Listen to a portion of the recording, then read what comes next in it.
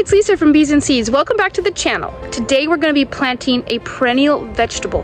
That means we plant it once and it'll come back year after year. Today's seed is a Welsh onion. They're actually not from Wales.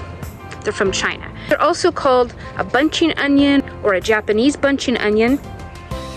Whatever the name is, they're the same thing. They're an onion that doesn't form much of a bulb. You actually eat it like a green onion. These came from a small business called Perma Gardens. If you're interested in perennial foods, go check them out. I'll leave a link to them down in the description box. I purchased our tree collards or kale from them, and they came as cutting. All of the cuttings took root. I've been really pleased with them. They actually sent these to me on accident, and I offered to send them back, and they said, hey, just keep them, share them with somebody. So I'm going to plant these. Let's see how many seeds are in this little packet. I haven't opened these yet.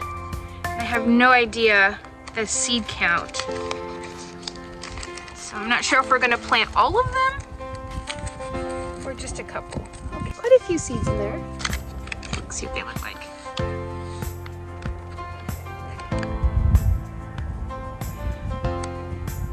So I'm gonna go ahead and plant all of these today. They'll germinate in 1 to 2 weeks. The ideal soil temperature to start these in is 65 to 70 degrees, but they will germinate as low as 50 degrees up to 90 degrees. So I'm actually gonna plant more than one per cell. We can separate out the different seedlings when it's time to transplant them. Now these onions won't really bulb. They're a multiplying onion. They multiply by elongated underground bulbs that replicate to form evergreen perennial clumps. And then you just cut off the stems as you need them, and as the bulbs multiply, you can gently dig them up and divide them and move them to different places or share them with others. They're very cold hardy, so if you're in zones 3 through 9, these are a nice addition to any garden. In the colder zones though, you're going to want to lightly mulch them with straw or leaves to protect the crowns, and then they'll come back stronger than ever in the spring. And if your ground freezes, you can pot them up and bring them indoors to overwinter them also. So I think a lot of places could benefit from this onion. I am pressing the seeds down into the soil and then just lightly covering them, adding a handy dandy label.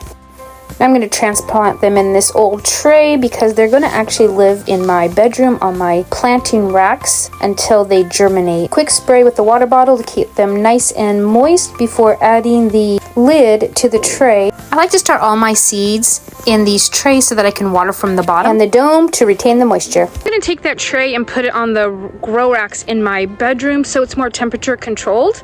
If I were going to leave that outside, I would definitely put it somewhere in the shade. The sun coming down through that plastic dome would just fry anything as it comes up. Even in the cool weather I live in, it gets really warm under there. The plastic dome is the trick for germination, in my opinion, especially the smaller seed it is, the more important that cover is. Keeps it moist, the plants don't dry out, and I get a really great germination rate. If you do not have a plastic dome like that, you can use saran wrap. If you have like a round pot, I don't know if you've seen microwave covers. They're these plastic things you put over your plate to keep your food from splattering all over the microwave. That works also quite well.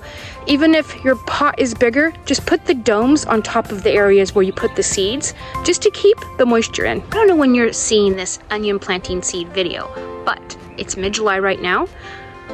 If you are in the winter and seeing it, you can plant these 4 to 6 weeks before your last frost date, or direct sow after frost. If you like gardening, go ahead and subscribe to the channel, and I'll see you next time.